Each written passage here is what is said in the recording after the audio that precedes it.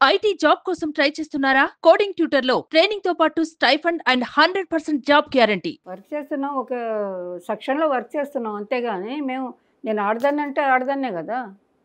నన్ను ఒక ఇదిగా మాట్లాడినప్పుడు నా ఎయిమ్ వేరే ఉంది. నా లైఫ్ వేరే ఉంది. నా పిల్లలు, నేను ఇలాగెళ్ళాలి అని అనుకుని వెళ్తున్నాను నేను.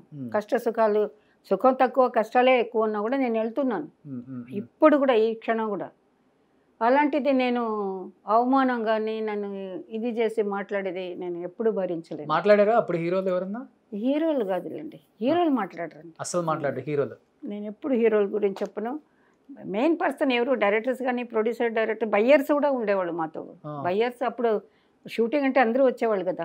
ఎవరు కొంటున్నారో ఏదేటో అది అలాగంతా మాకు పరిచయం ఉన్న వాళ్ళు చాలామంది ఉన్నారు. ఓకే. వాళ్ళందరూ అమ్మాయికి భోజనాలు పెట్టండి, అది పెట్టండి, అమ్మాయి ట్రావెల్ చేస్తుంది, క్యారేజ్ ఇచ్చి పంపించిన వాళ్ళు ఉన్నారు.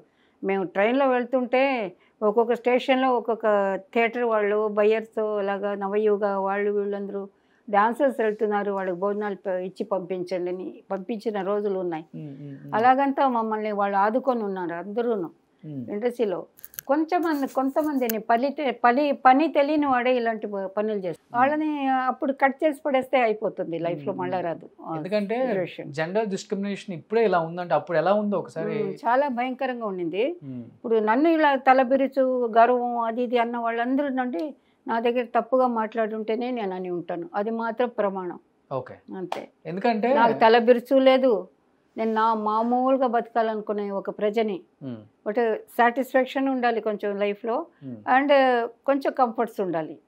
అది రెండు చేసుకునేదానికి కొంచెం నేను నా ఇన్నసెంట్ వల్ల నేను పోగొట్టుకున్నాను అంతే. అంతేగాని ఇది కూడా ఇంకొకరి పని అని ఉన్నారు, నాకు చెడు చేసిన వాళ్ళు ఉన్నారు. బట్ నేను జాగ్రత్తగా ఉంటే అది జరిగేది కాదు. సో నాకు ఆ టాలెంట్ తక్కువ అనుకుంటాను. బట్ నా స్టిల్ ఐఎమ్ అలాగే వెళ్తున్నాను. మీ టాలెంట్ ఏంటంటే సిల్వర్ స్క్రీన్ మీద కనపడుతుంది, అదే మీ టాలెంట్ మాస్టర్. మిగతా టాలెంట్స్ అన్ని రకరకాలుగా ఉండొచ్చు, వేరే వాళ్ళకి అది వేరే విషయం. ఈ రోజు కూడా తారా మాస్టర్ అంటే చిరస్థాయిగా నిలిచిపోయింది కదా. కొంచెం చాలు మాస్టర్, అంతే చాలు, నాకు అంతే చాలు. నేను అనుకున్నది కూడా అంతే. కాకపోతే లైఫ్కి కొన్ని అవసరాలు ఉంటాయి కదా, అది చేసుకునేదానికి కొంతమంది నాలాగే ఎంతో మంది ఉంటారు. అవును, అదే ఈవెన్ హీరోయిన్స్ చాలామంది కూడా ప్రాబ్లమ్స్లో ఉండేవాళ్ళు ఉన్నారు. ఏదైనా సరే కొంచెం అలాగలా ఇది చేసుకుని ఇది చాలు అనుకుంటే లైఫ్ బాగానే ఉంటుంది. మరీ కావాలనుకుంటే లైఫ్ టూ లేట్ అంతే. కానీ ఇప్పుడు అంటే మీరు మీ గురువుల దగ్గర నుంచి పని నేర్చుకున్నారు, ఎలా ఉండాలో కూడా నేర్చుకున్నారు కాబట్టి దాన్ని అనుకునే వాళ్ళు తలబిరుసు అనుకుంటారు. ఇప్పుడు హీరాలాల్ మాస్టర్ ఉన్నారు, మాస్టర్ ఎంత పర్ఫెక్ట్ మీరే తెలుసు. ఇప్పుడు వచ్చి చెయ్యరు అని దానికి వచ్చేయి ఎందుకు చెయ్యవు అది మాట్లాడే అంటే దానికి డిఫరెన్స్ ఉంటుంది కదా. అది కావాలని చేసేది వాళ్ళు, కావాలని. ఎందుకంటే అలా చెప్తేనే అలా వస్తుంది, ఒక పౌరుషం రావాలని. ఇప్పుడు మన ఇంట్లో ఎవరైనా పిల్లలు చదువుకోలేదంటే ఆ తండ్రి చదువుకున్న వాడై ఉంటే ఏమంటాడు, చదువు లేని వాడు కూడా ఏమంటాడు, రే ఏం ఆటగా ఉందా, రేపేమో పని చేయాలని ఉందా లేదా, పోయి స్కూల్కి పో, కాలేజీకి పో అని ఎందుకు అంటున్నారు? వాళ్ళు రేపు బాగుండాలని అంటున్నారు. అలాగే మా మాస్టర్స్ కూడా ఆటగా ఉందా, వచ్చి ఆడు, 4 సార్లు ఆడు వచ్చేస్తుంది. ప్రామిస్గా నాకు లేటెస్ట్ మూమెంట్స్ వచ్చేవి కాదు ఒకప్పుడు. అది మీ దగ్గర ఓపెన్ హార్ట్గా చెప్తున్నాను, ఏమీ రాదు నాకు మోడర్న్ మూమెంట్. నాకు భరతనాట్యం తెలుసు, అలారిప్ అంటారు క్లాసికల్, తాం ది తాం ఇది అలాంటి మూమెంట్సే నాకు చిన్నప్పుడు అమ్మగారు నేర్పించారు. మా అమ్మ కాదు, టీచర్ని పెట్టి నేర్పించారు. నాకు క్లాసికలే వచ్చు. సర్వర్ సుందరం అని ఒక సినిమా వచ్చింది తమిళ్లో, నాగేష్ గారు హీరో. దాంట్లో టైటిల్ సాంగ్లో నేను ఉన్నాను. గ్రూప్లో తక్కువ ఆడాను నేను. మేకప్ అంటే కొంచెం ఎర్లీగా వెళ్ళాలి, వేసుకోవాలి, అది పోతే ఏదో తిడతారు, మేకప్ పోగొట్టుకున్నా తిట్టేవాళ్ళు అప్పుడు. ఎన్నమ్మా ఎంత మరి పండుట్రికని అని మానేశాను. మేకప్ వేసుకోవడమే కొంచెమే, కొన్ని గ్రూప్ సాంగ్లో ఉంటాను నేను. ఒక 10-15 ఉంటాయి అంతే హార్డ్లీ. దాని తర్వాత కంపోజింగ్ మారిపోయినాను. నాకు మేకప్ సెక్షన్ అంతగా మైండ్లో రాలే చేయాలని. కెమెరా ముందుకు అనేది రాలేదు నాకు, camera behind, screen back work ఇష్టం. ఓకే, అది కరెక్ట్ చేసే వర్క్ లాంటిది. కెమెరా ముందు వస్తే అది ఎందుకు నచ్చలేదు. ఇప్పుడు పిల్లలు తప్పు చేసినా చెప్తాం కదా, అలాగే వాళ్ళు చెప్పేవాళ్ళు.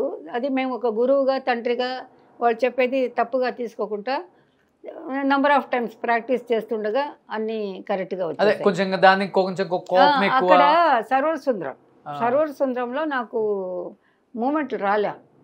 ఆ సరోవర సుందరంలో ఒక సోలో సాంగ్ ఒకటి ఉంది, అవళికెన్నా అళగియ ముఖం అవళికెన్నా.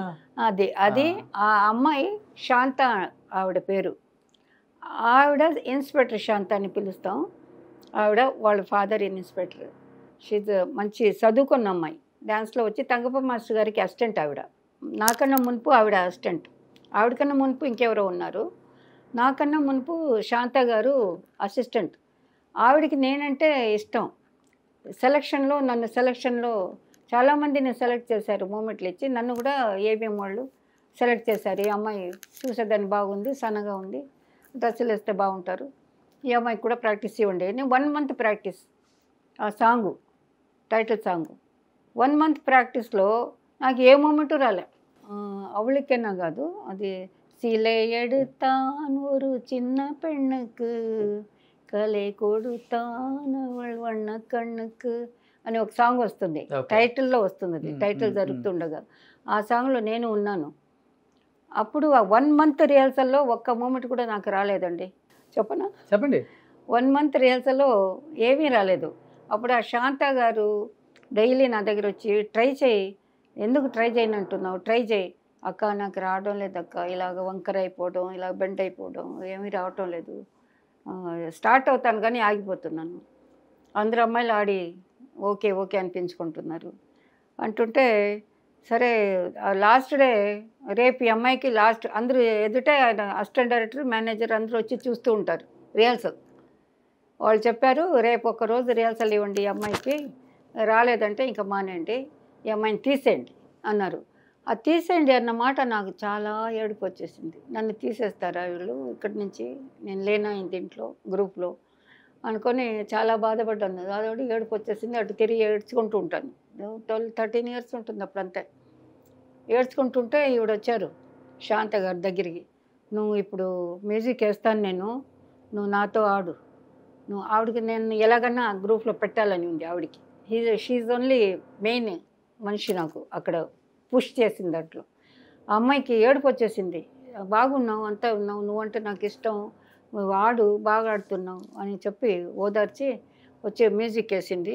నేను ముందు ఆడుతుంటాను, నువ్వు వెనకాడు నా వెనకాల అని. అందరూ ఆడి అయిపోయింది, అందరూ వెళ్ళిపోతున్నారు. ఆ టైంలో మ్యూజిక్ వేసి ఆడితే ఎక్కడి నుంచో వచ్చిందో నాకు ఆ స్వింగ్ తెలియదండి. మొత్తం అన్ని మూమెంట్లు ఆ అమ్మాయిలాగే ఆడేశాను నేను. 1 month నుంచి నాకు రాలే. ఆవిడ చెప్పించింది మధ్య మధ్యలో.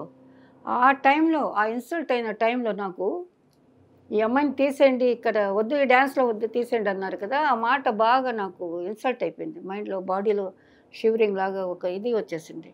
వచ్చేసి ఎందుకు నేను చేయలేను అని చెప్పేసి ఆ అమ్మాయి ఏం చెప్పింది అది మొత్తం ఆడేశానండి. అందరూ నిలబడి, వెళ్తున్న వాళ్ళు అందరూ నిలబడి చూసి క్లాప్స్, ఒకటే క్లాప్స్. పెద్ద థియేటర్ ఉండేది రిహర్సల్ కానీ ఏవిఎం స్టూడియో లోపల. క్లాప్స్ చేసేసి ఎంత బాగా చేసావమ్మా అని చెప్పేసి ఆ మాస్టర్ కూడా అందరూ ఏడ్చారు దాన్ని పట్టుకొని. కానీ మాస్టర్ అంటే మీరు వచ్చిన టైంలో అన్ని సూపర్ డూపర్ హిట్ మూవీస్ చేస్తున్నారు. అబ్బా, ఈ తారా అనే అమ్మాయి అసిస్టెంట్ నుంచి మాస్టర్ అయిన తర్వాత మాకు కాంపిటీషన్ అయింది, మాకు వచ్చే మూవీస్ కూడా ఆమె చేస్తుంది, అన్ని కూడా సింగిల్ కార్డ్ 6 songs మీరే చేసేవాళ్ళు అప్పుడు. అలా అనుకున్న మాస్టర్స్ అంటే ఎవరని చెప్తారా?